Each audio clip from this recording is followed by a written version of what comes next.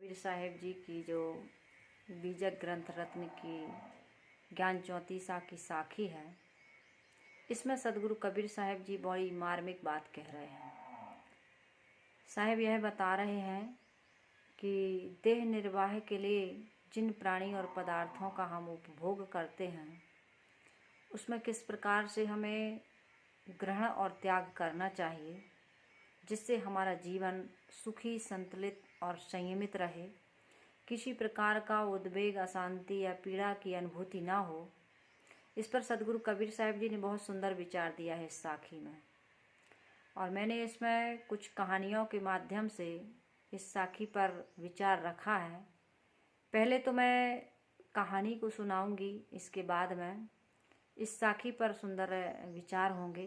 तो श्रोता बंधुओं से मेरा निवेदन है, इस चैनल से स्थायी रूप से जुड़ने के लिए इस चैनल को सब्सक्राइब करें और अपनी प्रतिक्रिया लिखें, और एक दूसरे को इस वीडियो को भेज करके उनके सुंदर जीवन में सहयोगी बने। तो आइए हम सभी लोग किसी प्रकार का विलंब न करते हुए इस प्रवचन को हम पूरा लास्ट तक सुनते हैं और इससे लाभान्वित होते हैं। तो आइए हम सभी लोग इन विचारों से लाभ लें। एक जंगल में संत जी रहते थे, तो वहाँ पर बढ़िया साधना भजन करते थे। कहते हैं ना कि जंगल में भजन होता है, तो ये भी जंगल में कुटी बना के, साधारण सी घास फूस की कुटी बना करके रहते थे और बढ़िया भजन करते थे। एक दिन उनके पास पता नहीं कहाँ से बिल्ली आई, तो म्याऊं म्याऊं, छोटा सा बच्चा था, उसको कुत्ता ने परेशान किया होगा, तो कहीं से रुचा हुआ, कहीं से कटा हुआ, अपनी जान बचा के बेचारा बाबा जी की कुटी में पहुंच गया।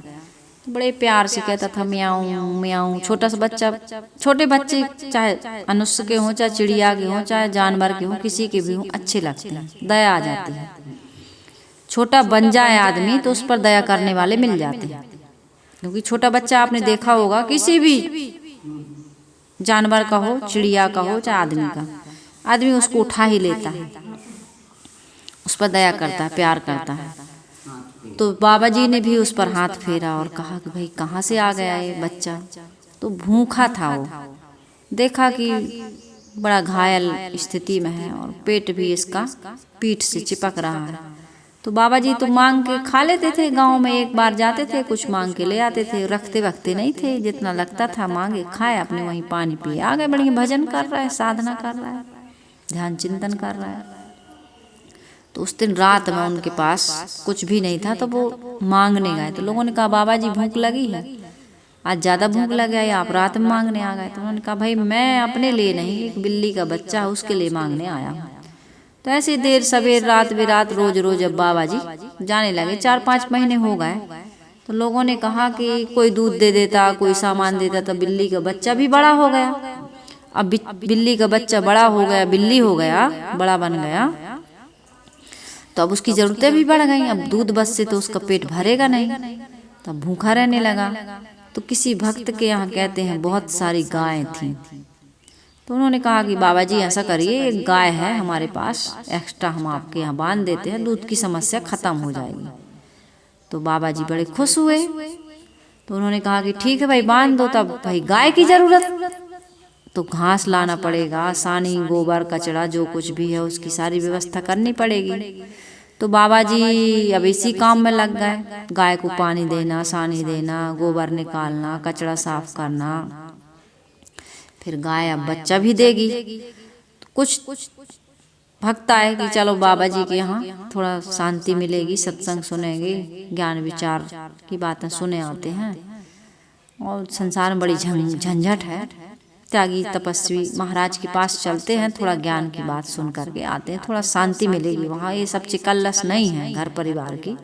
चलते हैं वहाँ।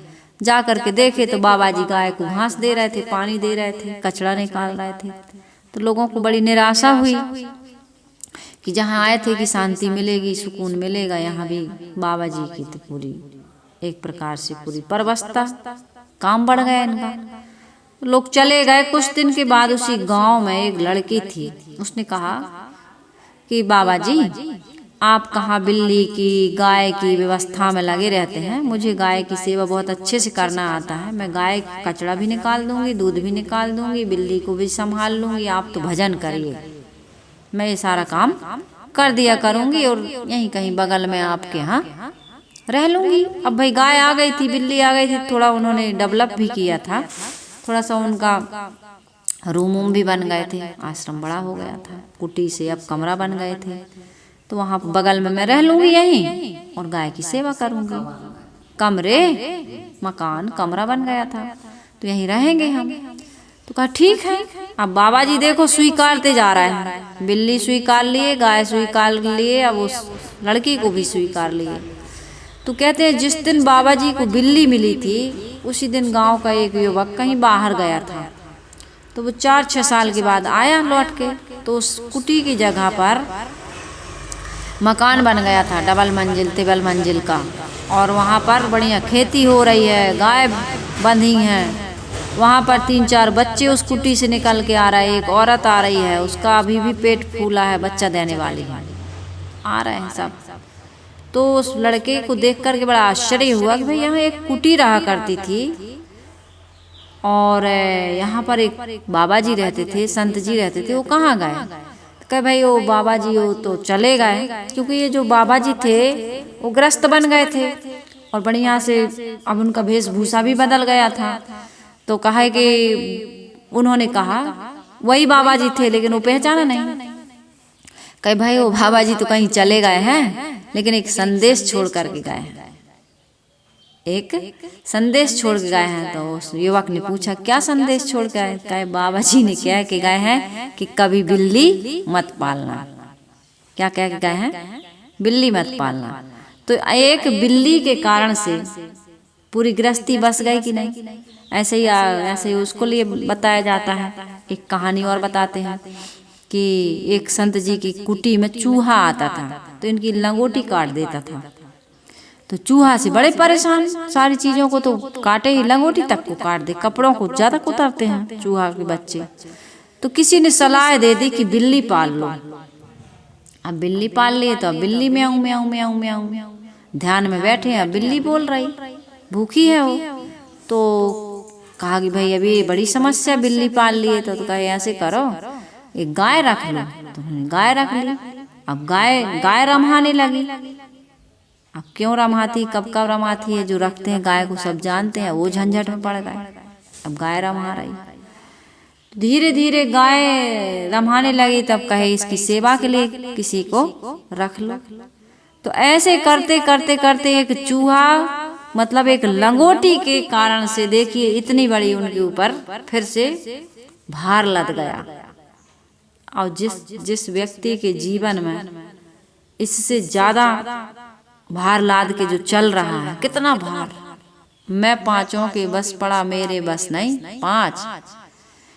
अब पांचों अपनी ओर खींच रहे हैं। अब शांति सुकून प्रसन्नता कहाँ रह जाएगी? तो निर्वाह में थोड़ी वस्तुएं रखिए, थोड़ी वस्तुओं से जितना सुख मिलता है उतना जखीरा बटोरने से नहीं मिलता है। एक कहानी हमको ये संदेश देती है, ये ज्ञान देती है, ये शिक्षा देती है कि जीवन में यदि दुख आता है तो आदमी की बहिर्मुखता और संग्रह के कारण से आता है। त्याग से दुख मिटता है और भोग से दुख आता है कि नहीं आता है? तो इस प्रकार से हम सबको अपने जीवन में त्याग को स्थान देना चाहिए, भोग को कभी भी स्थान नहीं देना चाहिए। यदि सुख चाहते हैं तो त्याग पूर्वक जीवन जिएं, और यदि दुख चाहते हैं तो भोगों में खूब लगे रहें, खूब भोगों को बटोरते रहें। विशाल साहेब जी ने कहा है कि मोह किए से मार्ग छूटे और अवगुण उपजे तन को, तज दिए मोह सुबस करो मन को। मन डोलता है तब तन डोलता है, फिर दिल का करार चला जाता है। अब कौन बजावे चैन की बंसी, कौन बजावे बांसुरिया। बड़ा सुंदर सुंदर सेंस रहता है इन गानों में, गीतों में भी सत्य छिपा है। मन डोले, पहले के लोग गाते थे, तन डोले, बहुत हमने तो सुना भी नहीं इस गाने। पहले हमारे माता पिता माँ को बड़ा पसंद था ये गाना, तो इसमें अर्थ छिपा है। तो शांतनु का सुख चैन चला गया कि नहीं चला गया, जीवन भर रोते रहे। और परिणाम देखो, इतना बड़ा महाभारत, इतना बड़ा महाभारत हो गया कि नहीं हो गया? ये आसक्ति के कारण, ये मोह के कारण। यहाँ पर भी कैकेयी में अधिक मोह के कारण से यहाँ राम को 14 वर्ष के लिए एक इतिहास है। मोह हो गया संयोगिता में पृथ्वीराज जी का। आंखें फुड़वा ली। बहुत सारे उदाहरण हैं। तो कबीर साहब जी सावधान कर रहे हैं कि अरे सबल आदमी, तू इतना दुर्बल हो गया। शराब पीना भी बुरा नहीं है, मैं तो कहती हूँ, लेकिन अति मत करो। कौन नहीं पी रहा शराब? कौन किसका नशा नहीं बताओ? अधिक खा लेते हो, ये भी तो नशा है। अधिक भूख एक रोग है, औषधि समझ करके भोजन लो। हम सबको शुद्ध, सुपाच्य और स्वल्प मात्रा में ईमानदारी का, मेहनत का, और जितना हमको जरूरत उतना खाना चाहिए, लेकिन हम उतना नहीं खाते हैं, उससे अधिक अतिक्रमण करते हैं। महात्मा बुद्ध को जब वैराग्य हुआ तो उनने अति कर दी, भोजन ही नहीं किया, बेहोश होकर गिर पड़े। तब अंतरात्मा से आवाज आई कि ऐसे में तुम साधना नहीं कर सकते, सफल नहीं हो सकते हो। तो उन्होंने फिर एक माता उनके लिए खीर लेकर के आई थी, ऐसे बताते हैं। उन्होंने खीर खाई और उसी समय उनको बोध हुआ। अभी अभी हम लोग एक व्यक्ति से मिल के आए, भाई से, उनको भी पता नहीं ऐसी क्या, उन्हें आयुर्वेद की बहुत सारी पुस्तकें पढ़ी थी, तो इनको ये सनक सवार हो गई। मतलब सनक ही बता रहे थे वो, सही बात, सनक हो जाती है आदमी को। कई लोग कहते हैं कि इस व्यक्ति से बात नहीं करूंगी, ये नहीं खाऊं। भाई सामान्य रहिए आप, ना अधिक भोगी ना अधिक त्यागी। अधिक त्यागी बनोगे तो अहंकार आ जाएगा, अधिक भोगी बनोगे तो आसक्ति आ जाएगी, विचार नहीं कर पाते। तो बता रहे थे कि हमने अनाज बिल्कुल छोड़ दिया, टोटली। तो कहे क्या खाते थे? हम लोगों ने पूछा तो कहे फल खाते थे। फल? तो घूमने चले गए, घूम रहे थे, बेहोश होके गिर पड़े, कमजोरी आ गई, बिल्कुल ऐसा शरीर हो गया, काला काला, कमजोर शरीर, बिल्कुल कमजोर। अपने यहाँ आए थे वो आश्रम में कबीर जयंती में पिछले साल। तब फिर उसके बाद में इनको उनके दोस्त ने देखा कि इतनी देर हो गई, आया नहीं अभी तक, घूमने गए थे कहीं दूर उत्तराखंड साइड। तो देखे तो पानी आने के छींटा मारे उनको होश में। जब वो आए तो उन्होंने कहा, उनको अंदर से जैसे महात्मा बुद्ध को आवाज आई थी कि भाई ऐसे में तो काम बिगड़ जाएगा, मुझे खाना खाना चाहिए। खाना खाए ठीक होगा, लेकिन वजन नहीं बढ़ा। वो उनकी स्टोरी अलग है। मेरा कहने का मतलब ये है कि यदि आप किसी भी चीज में, भोग में या त्याग में, दोनों में अति करोगे, अति ना करो। सामान्य सदगुरु कबीर साहिब जी का राजयोग, ये मन बस में आपके भूखे रहने से नहीं होता, पालथी मार करके ध्यान समाधि में बैठ जाने से भी नहीं होगा। इसके लिए तो ऐसे संत मिले, गुरु मिले, ऐसी शिक्षा मिले, ऐसा आदर्शवान कोई व्यक्ति मिले और समझ जगे हमारी, तब ये मन बस में होता है। हट साधना से मन बस में नहीं होता है। तो यहाँ पर साहब कह रहे हैं, तन त्रिभुवन मां राखो छिपाई, अति मत करो, मध्य मार्गी बनो, केवल शरीर रक्षा के लिए संसार की वस्तुओं का उपभोग करो। जो साधक संसार के त्रिगुणात्मक मायक पदार्थों से केवल अनासक्ति पूर्वक शरीर की रक्षा करता है, वह संसार से पार होकर जीवन की यथार्थता में पहुंचकर स्वस्वरूप चेतन तत्व में स्थित हो जाता है। यही हमारे जीवन का अंतिम लक्ष्य है। जो तन त्रिभुवन माहि छिपावे, तत्व ही मिली तत्व सो पावे। अंतिम तत्व क्या है? सत्य क्या है? मूल क्या है? जड़ प्रकृति और दूसरा चेतन। तो जड़ प्रकृति से हमको पर प्रकृति से अपने चेतन आत्मा में स्वस्वरूप में स्थित होना है। बीच में मिल गई ये माया, चींटी ले चावल चली, बीच में मिल गई दाल। हमारा लक्ष्य क्या था? आत्म कल्याण का, शांति का, सुख का। उसी के लिए तो सारा हमने बंदोबस्त किया, लेकिन बीच में मिल गई दालें, माया मिल गई। अब तुम चीनी भी चाहते हो, चावल भी चाहते हो और दाल भी चाहते हो, माया भी चाहते हो, राम भी चाहते हो, तो काम कैसे बनेगा? साहब कहते हैं एक ले दूजी डार, एक ही चीज ले। भोगों से सुख शांति तृप्ति संतोष आत्मा की अनुभूति या आनंद मिलने वाला 50-55 के हो गए, 60 के हो गए, नौजवानों को नहीं आया समझ में, अभी जोश है, कहते हैं जोश में होश नहीं रहता। आप तो बूढ़े हो गए, हमको और आपको ये बात अच्छे से समझना चाहिए। जब मैं साधना क्षेत्र में शुरू में लगी थी तो उस समय तो मोबाइल का जमाना था नहीं, ये तो अभी हुआ है 10-12 साल से अधिक 10-12 साल हुए होंगे, है ना।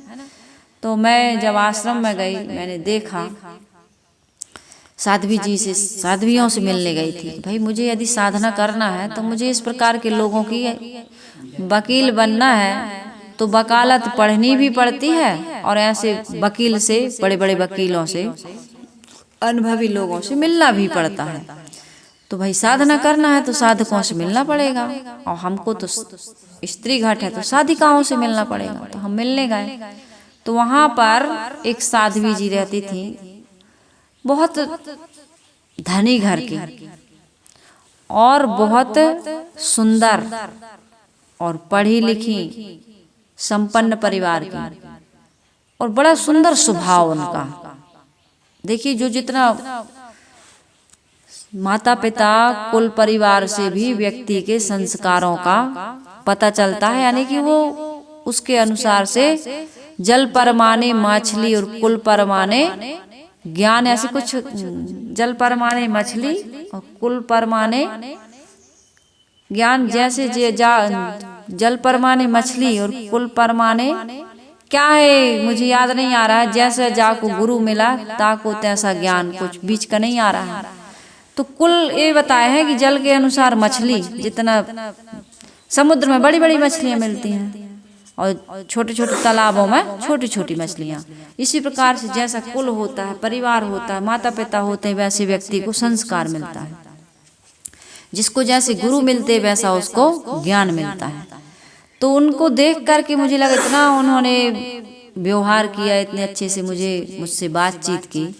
तो मैंने उनको कुछ साधना संबंधी, जब मैं आ गई जन्मभूमि में, ऐसा नहीं कि तुरंत गए और वहां रहने लगते हैं, पहले आदमी देखता है, सुनता है, ठोक बजा के गुरु बनाओ। मेरे पास कल एक व्यक्ति का फोन आया था कि मैंने गुरु बना लिए, अब गुरु का नाम भी बता रहे थे, लेकिन उस गुरु से मुझे उतना बोध नहीं मिल पा रहा, उतना, और बहुत नामी ग्रामी जिसके करोड़ों चेला, खैर नाम नहीं बताना चाहिए, कह रहे हैं जितना हम आपके विचारों को सुनते हैं वहां से हमको संतुष्टि मिल रही है, उतने बड़े गुरु जी के हमने कहा फिर आपने चेला क्यों बन गए? आपको विचार करके गुरु बनाना था, गुरु क्यों बना लिया? तो गुरु बनाने में जल्दबाजी नहीं करनी चाहिए। गुरु करो और पानी पियो छान के। गुरु जान समझ करके उनको पहले सुन लो, समझ लो, अच्छे से जान लो, उसके बाद में गुरु बना लो। क्या जरूरत है इतनी जल्दी की? गुरु तो मन से बनाया जाता है ना, तो पहले मन से खूब अच्छे से ठोक बजा लो, समझ लो, परख लो, जान लो, उनके पथ पर चल पाओगे, उनका ज्ञान सही है कि नहीं, भटकाने वाला तो नहीं, भ्रम में डालने वाला तो नहीं। कल्पना और चमत्कार के लोक में आदमी पढ़ करके बहुत दुख पाता, अंत में निराशा हाथ आती है। तो मैं उनसे मिली और जब अपने यहाँ आ गई जन्मभूमि में, तब मैंने पत्र लिखा उनको कुछ साधना संबंधी समाधान के लिए। तो उन्होंने एक दोहा लिखा था, जो भी हो दोहा है, साखी है, चौपाई है, तो मैं उसका अर्थ नहीं समझ पाई थी। बहुत वर्षों के बाद मैंने अपने से उसका अर्थ मुझे समझ में आया कि तमन्ना दर्द दिल में है तो कर खिजमत फकीरों की, नहीं वह लाल मिलता है अमीरों के खजानों में। शुरुआत में मैंने जो कहा था, तमन्ना दर्द दिल में है तो कर खिजमत फकीरों की। यदि तुम्हें सुख चाहिए, शांति चाहिए, प्रसन्नता चाहिए, संसार के भोगों से दुख मिल रहा है, दर्द मिल रहा है, पीड़ा मिल रही, तृप्ति और संतोष नहीं मिल रहा है, तो क्या करो? फकीरों की खिजमत करो, उनकी सेवा करो, उनकी शरण लो। नहीं वह लाल मिलता है अमीरों के खजानों में। वो शांति, सुख, प्रसन्नता रूपी लाल हीरा या रत्न आपको अमीरों के खजाने में भी मिलने वाला नहीं है। अरे धन में सुख ढूंढने वालों तुम धनवानों से पूछ लो। अरे धन में सुख ढूंढने वालों तुम पूछ लो। उन्हें चैन नहीं मिलता है भाई पल भर के व्यवहार में। उन्हें चैन नहीं मिलता है भाई पल भर के व्यवहार में। संतों के दरबार में भाई सद्गुरु के दरबार में आनंद के लुटे खजाने भाई सद्गुरु के दरबार में। आनंद के खजाने तो सद्गुरु के दरबार में ही मिलते हैं। और सद्गुरु के पास क्या है? एक कफन है, दिया हुआ गुरु का कफन, और कुछ नहीं है उनके पास। गुरु के दिए हुए ज्ञान के कारण से वो अनाथ से सनाथ हो गए। मैं निज ज्ञान सनाथ, मैं अपने ज्ञान से ही अपने जीवन को आबाद कर लिया है ना। गुरु ने हमें अपने स्वरूप का बोध दे दिया, आत्मा का ज्ञान दे दिया और हम सुखी हो गए। संसार की वस्तुओं से थोड़ी कोई सुखी होता है। संसार की वस्तुओं से यदि कोई सुखी होता तो धनवानों से जाकर के पूछ लो क्या वो सुखी हैं। सिकंदर जिसने कितने राज्यों को जीता, अंत में रोता बिलखता तड़पता हुआ पश्चाताप करता हुआ इस संसार से विदा हो गया। तभी तो उसने कहा था जनाजे से, जब मेरा जनाजा उठाओ तो मेरी अर्थी से दोनों हाथ बाहर निकाल देना और मेरी शव यात्रा में जितने भी मोहरें असरफी हैं, धन संपत्ति मैंने कमाया है, उसको रास्ते में बिछा देना। और मेरे शमशान घाट तक मेरी शव यात्रा में डॉक्टर वैद्य और जितने भी हकीम हैं, इन सब को मेरे शव यात्रा में कंधों पर लगाना। कंधा उन्हीं का होना चाहिए, उन्हीं कंधे पर। कहाँ जाऊंगा? शमशान। लोगों ने कहा भैया ऐसा क्यों? कहा इसीलिए लोगों को पता चले कि इकट्ठे कर जहाँ के जर सभी मुल्कों के मालिक थे। सिकंदर जब गया दुनिया से तो दोनों हाथ खाली थे। न डॉक्टर बचा पाए, न वैद्य बचा पाए, न हकीम बचा पाए, नए धन संपत्ति कुछ भी हम ले जा पाए, कुछ भी तो साथ नहीं जाता। तो क्यों कमाते हो इतना? थोड़े में निर्वाह क्यों नहीं कर पाते? दान पुण्य धर्म परोपकार क्यों नहीं कर पाते? अरे दे जाओगे तो समाज में जो तुम अच्छी जगह पर दान करोगे ना, भूखे को, जरूरतमंद को, गरीब को, पवित्र आत्मा को, इससे तुम्हारा संस्कार बनेगा। और केवल खा जाओगे या जोड़ करके रख जाओगे तो इससे कोई संस्कार बनने वाला नहीं। क्या संस्कार बनेगा बताओ? लोभ का तो संस्कार बना, संग्रह का तो संस्कार बना। और इसकी सुरक्षा में तुम अपने पूरे जीवन को बर्बाद किए, लेकिन एक दिन छोड़ के चले गए तो बन करके क्या आओगे? सर्प बन के आओगे, नाग। फिर फेरी दोगे। भजन है ना टीकाराम का, नाग बना महलंदई फेरी, लाठी मारी हो गया ढेरी, हड्डी टूटी चार, अब मोहि गुरुमुख कीजिए। उस समय तुम पश्चाताप करोगे, अन्न खानी हम चले जाओगे। तो इस प्रकार से सदगुरु कबीर साहिब जी कह रहे हैं कि तन त्रिभुवन मा राख, तन त्रिभुवन में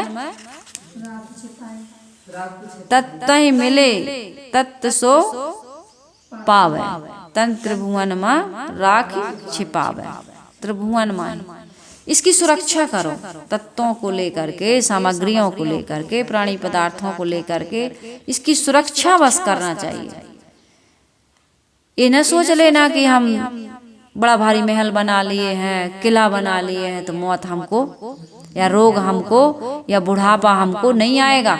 रोग भी आएगा, मौत भी आएगी, बुढ़ापा भी आएगा, सब कुछ होगा। बाल तो तुम कहीं भी रह जाना पक जाएंगे, दांत तुम्हारे झड़ जाएंगे, कानों में तुम्हें कम सुनाई देने लगेगा, आंखों में कम दिखा, कहीं भी रहना आप, डॉक्टर ही बन जाओ, वैद्य ही बन जाओ, फिर भी एक काया इसके परिवर्तन को आप, इसकी जीर्णता छीणता को आप, इसकी मौत को आप रोक नहीं सकते। तो क्या है हमारे बस में, बताओ।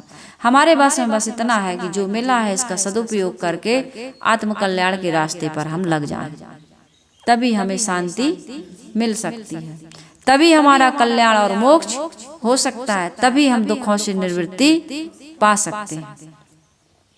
तो इस रहस्य को सदगुरु कबीर साहिब जी बता रहे हैं कि भाई अतिक्रमण मत करो, ममता मैथुन राग रंग तो पहले ही हमको छोड़ देना चाहिए। अब खाने पीने पहनने ओढ़ने की जो वस्तुएं हैं उसमें संग्रह और परिग्रह में भी बहुत संयम कर लिया है, वह संसार से अनासक्त हो जाता है, उसका कल्याण पथ प्रशस्त हो जाता है।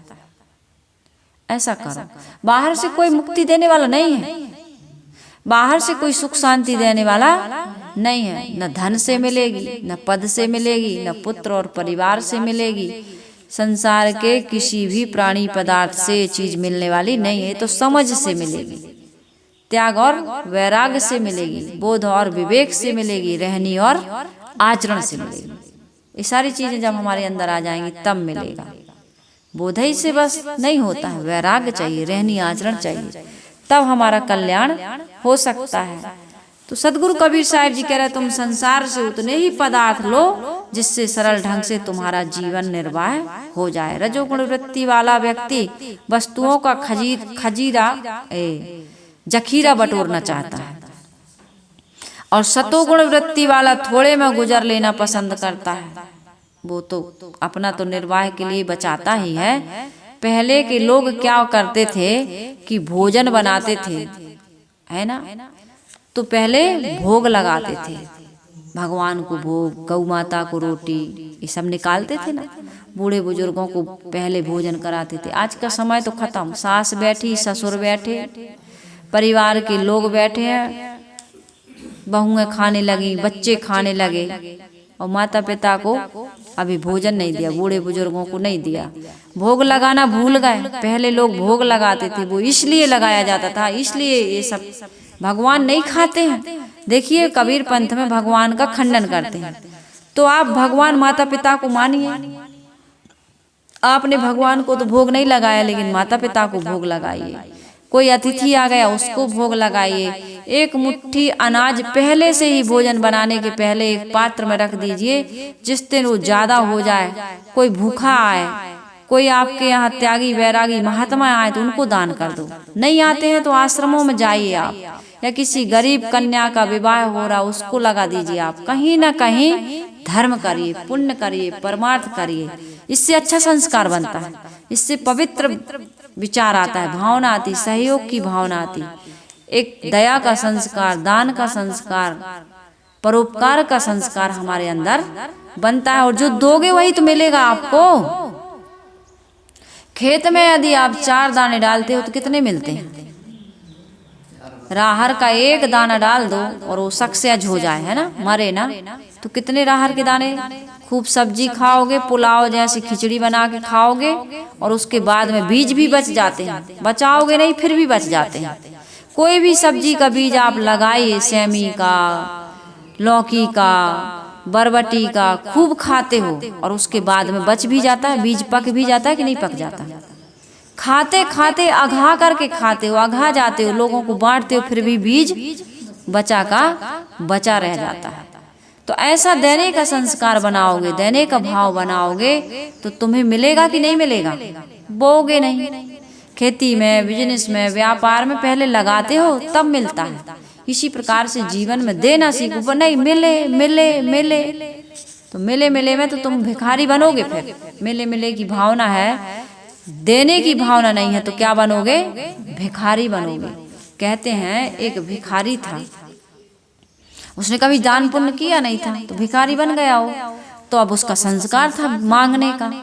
तो भिखारी क्या रहता है, थोड़ा सा अपनी झोली में लेकर के मांगने जाता है ना। कहीं भी आदमी मंदिर अंदर बनाता है तो पहले वहां चढ़ावा खुद ही चढ़ाता है। घर में संतों को बुलाते हो तो पहले खुद ही तो पूजा करते हो कि गांव के लोग पहले करते हैं? पहले तो खुद करते हो ना, चलो भैया समिति वाले आओ, चलो भैया परिवार वाले आओ, परिवार वाले कराते हैं तो परिवार वालों को बुलाते हो, और समिति वाले कराते हैं तो समिति वालों को बुलाते हो, आओ भाई पहले समिति वाले पूजा करेंगे तब दूसरे लोग करते हैं। तो वो क्या करता था, पहले से झोली में लेके जाता था। तो उस दिन उसको बहुत दान मिला था, लेकिन उसके मन में देने का भाव तो था नहीं। तो इतने में क्या हुआ कि राजा साहब सामने से आए, उनकी रथ की सवारी में बैठ के, रथ में बैठ करके राजा आए। तो इतना खुश हो गया, इतना खुश हो गया कि आज तो मुझे मेरी झोली तो आज मेरी झोली में नहीं समाएगा, इतना मिलेगा राजा ही में।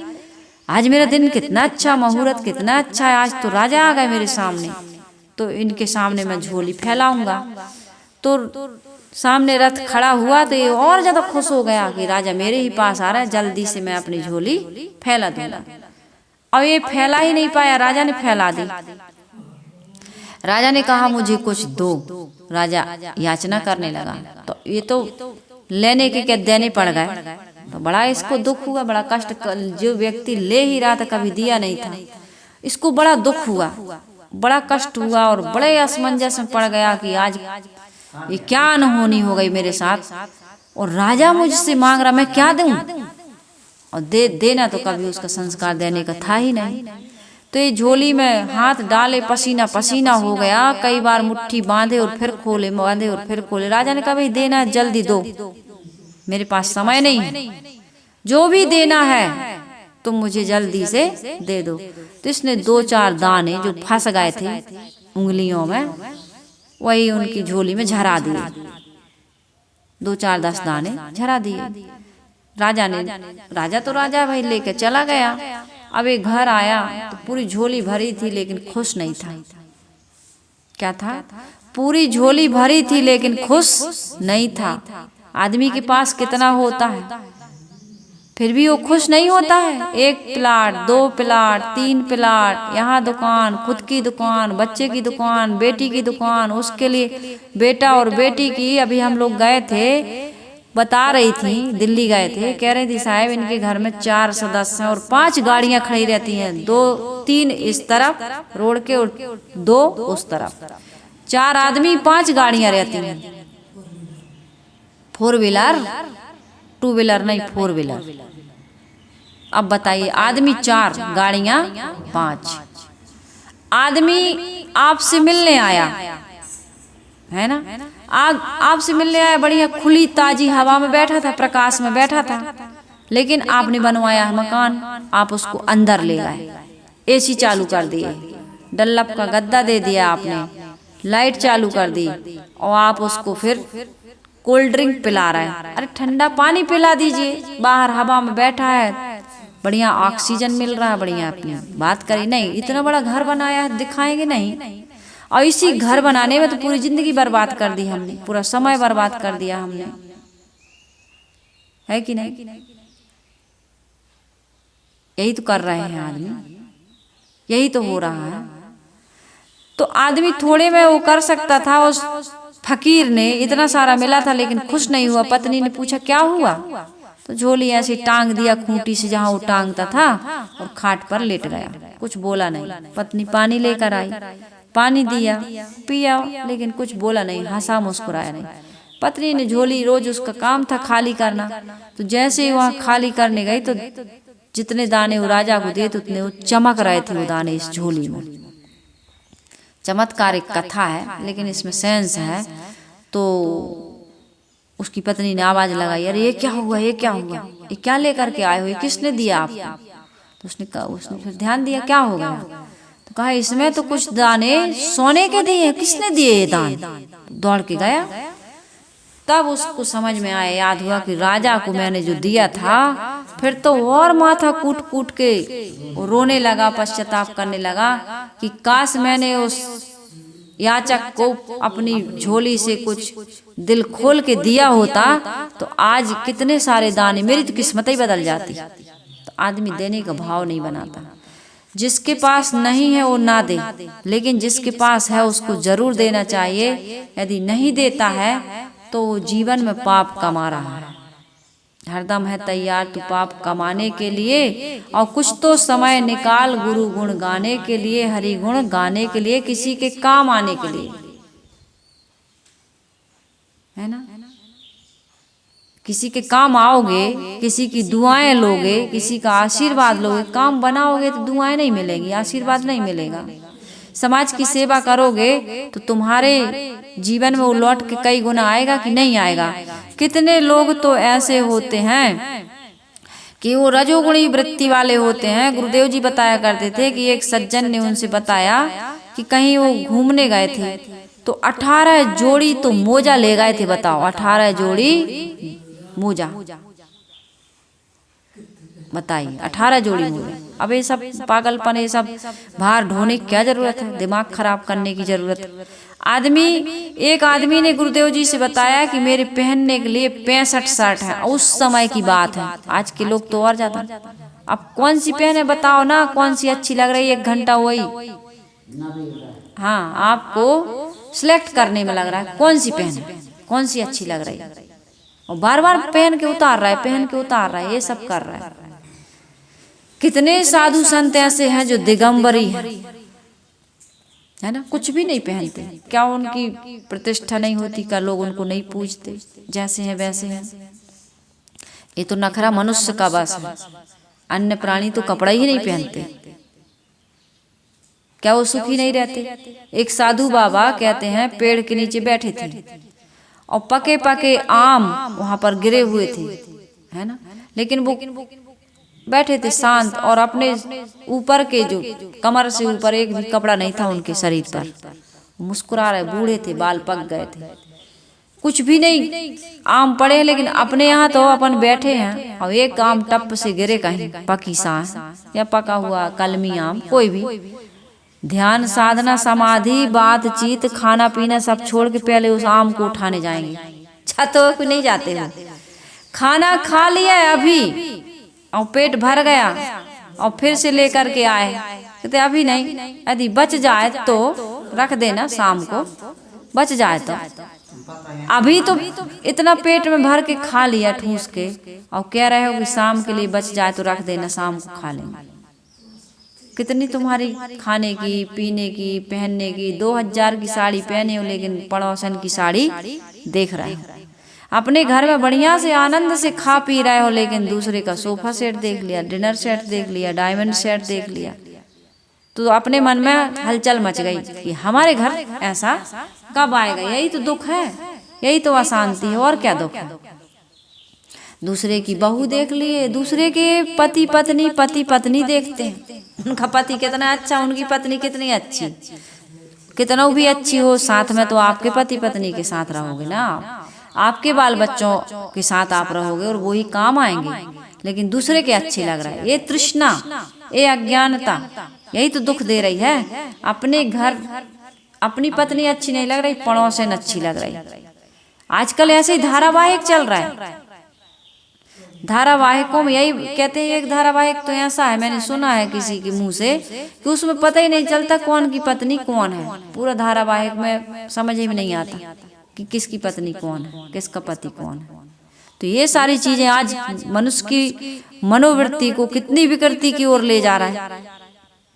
संयम नहीं है, अब सादगी नहीं है, सदाचार नहीं है, मन इंद्रियों का निग्रह बिल्कुल नहीं है। तो कोई भी चीज बुरी नहीं है, मैं ये कह रही हूँ असंयम बुरा है, अति बुरी है। भोग की वासना और लिप्सा बुरी चीज है। इसलिए सदगुरु कबीर साहिब जी कह रहे हैं कि संयम बरतो। कितने साधु लोग कहते हैं मिर्च मसाला के लिए कि मिर्च मसाला वाली तरकारी हो। कितने लोगों को भोजन में यदि अचार ना हो, मुरब्बा ना हो, पापड़ ना हो, 2-4 प्रकार की सब्जी ना हो तो भोजन नहीं करते। साहिब गुरुदेव जी कहा करते थे, सादी रोटी हो, एक सब्जी हो, दाल भात हो, यदि इतना मिल जाता है सुख से जीने वाले के लिए बहुत है। यदि ज्यादा प्रकार का तुम कहीं अचार भी रखे हो, चटनी भी रखे हो, पापड़ भी रखे हो, मुरब्बा भी रखे हो, तो भूख से ज्यादा, जरूरत से ज्यादा खाओगे। कितने लोगों को भूख नहीं है तो पूछते हैं क्या बना है, और पसंद का कहीं बना है तो कहते ले आओ एक आध, भूख तो नहीं है ले आओ। जब भूख नहीं है तो क्यों ले आओ एक आध, क्यों ले आओ एक आध, थोड़ा सा खा ले रहा है। भूख नहीं है तो पानी पी के सो जाओ, तब शरीर स्वास्थ्य बढ़िया रहेगा। शरीर को स्वस्थ रखना है तो दुबले पतले हल्के फुल्के रहो। अब गैस बन रही है, एसिडिटी, कितने लोगों को एसिडिटी, आज के समय में बहुत एसिडिटी बन रही लोगों को। तो ये एसिडिटी आदमी की जानलेवा है, और चैन सुकून तो आदमी के पास है ही नहीं, वो तो पहले ही गायब हो गया। तो इसलिए हमारे सदगुरु अभिलाष साहेब जी, कबीर साहेब जी, जैन मुनि, संसार के जितने भी संत हैं, जितने भी महापुरुष हुए हैं जिन्होंने आत्मधन को पाया है, शांति और सुख को पाया है, उनके जीवन को हम और आप देख सकते हैं कि त्यागमय, तपस्यामय, संयमी जीवन से ही उन्होंने ये आत्मधन, सुख, शांति, संतोष, प्रसन्नता, तृप्ति को प्राप्त किया है। भोग से नहीं, आज तक के इतिहास में किसी ने भी भोग से नहीं पाया है। तो इसलिए हमें त्यागी होना चाहिए, सदाचारी होना चाहिए, संयमी होना चाहिए और प्रसन्न मन वाला होना चाहिए। जब हम त्यागी, एक सिक्के के दो पहलू, त्याग करेंगे तो प्रसन्नता आ ही जाएगी। पवित्रता, त्याग में पवित्रता है, भोग में पवित्रता नहीं है। तो त्याग से जो हृदय पवित्र होता है, शुद्ध होता है, उससे जो मन की प्रसन्नता मिलती है, संतोष मिलता है, एक आत्मिक ऊर्जा मिलती है, उसका अनुभव करिए, तभी हमारा ये मानव जीवन सफल और सार्थक हो सकता है। साहिब कह रहे तत्व ही मिली तत्व सो पावे। तत्व का अर्थ मैंने आपको बताया कि मूल, सार, मूल और सार क्या है? आत्मा। आत्मा का रस, आत्मा का ज्ञान, आत्मा का अनुभव हमें कब मिलेगा? जब इस प्रकार का हम जीवन जिएंगे, मन और इंद्रियों को साध लेंगे, सुबस कर लेंगे, संयमित कर लेंगे। हम उनके गुलाम नहीं बनेंगे, बल्कि उनको अपना गुलाम बना लेंगे। तब तो आत्मा रूपी परमात्मा हमको जो अंदर बैठा है, दबा कुचला हुआ सा, उसका उद्घाटन होगा। जैसे मूर्ति का हम अनावरण करते हैं ना, ऐसे अपनी आत्मा का अनावरण करना। इस पर आवरण आ गया, अविद्या का, भोग वासना का और जड़ संस्कारों का। अनादिकाल का संस्कार हमारे अंदर एक काई जैसे छाया हुआ है। जैसे काई पानी में छा जाती है, हाथ से हटाओ, थोड़ी देर के लिए हट जाती है और फिर अपने आप धीरे धीरे पानी को ढक लेती है। इसी प्रकार से भोग, वासना, ये जड़ प्रकृति का जो जड़ संस्कार बना हुआ है, ये हमको आत्मज्ञान से दूर कर दिया है, आत्मानुभूति से दूर कर दिया है। तो मेरा निवेदन है कि हम सभी लोग सबसे पहले अपने आत्मा का अनावरण करें। अविद्या, अज्ञान, जड़ संस्कारों की जो चंचलता है, भोग वासनाओं की जो मूढ़ता और मलिनता है, उसको त्यागें। तब हम मल है, मल क्या कहते हैं? विषयों की आसक्ति मल है, और अपने स्वरूप का अज्ञान विक्षेप है, नहीं, आसक्ति विक्षेप है। जो विषयों की आसक्ति है या उसके संस्कार जो हमको यादगिरी है, जो वो क्या है? विक्षेप है। और आवरण है अपने स्वरूप का बोध ना होना, स्वरूप का अज्ञान ही आवरण है। तो इन तीनों पर्दों को हम हटा दें, तभी हमारी आत्मा का उद्घाटन। वो तो आत्मा तो बैठी ही है, बस उस पर एक पर्दा ढका हुआ, एक नहीं, तीन पर्दे ढके। इन तीनों को खींच करके हम इस मानव जीवन में अपने आत्मा रूपी परमात्मा का हम अनावरण करें, तभी हमारे जीवन में सुख, शांति और प्रसन्नता से हम आप्लावित हो सकते हैं। फिर ये मानव जीवन सफल और सार्थक होगा। तो ऐसा हम सबका जीवन बने। इन्हीं शुभकामनाओं के साथ वाणी को विराम दे रही हूँ। आइए हम सभी लोग गुरु वंदना कर लेते हैं। मैंने आप लोगों से कहा था कि मैं इसके विषय में एक भजन भी सुनाऊंगी, तो एक छोटा सा एक दो पंक्ति मैं सुनाती हूँ इसी पर से कि हमें जीवन में अति नहीं करना चाहिए, किसी भी चीज में, भोग में या त्याग में अति नहीं, बिल्कुल सामान्य। कोई तुम्हारी साधना को जान ना पाए, जान भी ना पाए, तब भी कोई नुकसान नहीं है। जनाने की कोशिश भी मत करना कि मैं इतना त्यागी, इतना संयमी, इतना बैरागी, ये सब बताने जनाने की आवश्यकता नहीं है। अति कभी भी ना कर प्यारे, इति तेरी हो जाएगी। बिन पंखों के पंछी जैसे, छती तेरी हो जाएगी। अति कभी भी ना प्यारे, इति तेरी हो जाएगी। बिन पंखों के पंछी जैसे, छती तेरी हो जाएगी। अति सुंदर थी सीता माता, जिसके कारण हरण हुआ। अति घमंडी था वो रावण, जिसके कारण मरण हुआ। अति सदा वर्जते वंदे, छती तेरी हो जाएगी। बिन पंखों के पंछी जैसी, दशा तेरी हो जाएगी। अति वचन बोली पंचाली, महाभारत का युद्ध हुआ। अति दान दे करके राजा बलि भी बंधन युक्त हुआ। अति विश्वास कभी ना करना, मति तेरी खो जाएगी। बिन पंखों के पंछी जैसे, छती तेरी हो जाएगी।